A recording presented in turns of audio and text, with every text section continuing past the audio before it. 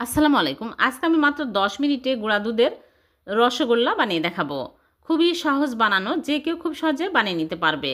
এখানে 100 গ্রাম প্যাকেটের 1 প্যাকেট গুঁড়া দুধ নিয়েছি।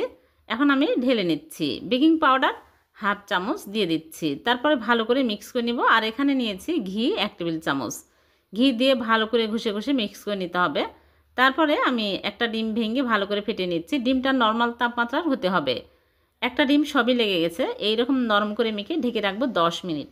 10 মিনিট পর আমি মিষ্টিগুলো বানিয়ে নিচ্ছি। এইরকম করে সবগুলো মিষ্টি আমি বানিয়ে নেব। তারপরে চিনি 1 কাপ আর পানি দিয়ে দিচ্ছি 3 কাপ। এলাচ দিয়ে আমি বলক তুলে নেব। বলক উঠে আসলে মিষ্টিগুলো দিয়ে 10 মিনিট জাল করব। মাঝে মাঝে ঢাকনা খুলে দিতে হবে। 10 মিনিট পর আমি চুলা থেকে নামিয়ে রেখে দেবো সারা রাত। পরের দিন সকালে মিষ্টিগুলো তুলে আপনাদেরকে দেখাচ্ছি। হয়ে গেল ভীষণ মজার নরম তুলতুলে গুঁড়া দুধের রসগোল্লা। এভাবে বানিয়ে দেখবেন, অনেক মজার হয়। ভালো লাগলে লাইক কমেন্ট শেয়ার করে দেবেন।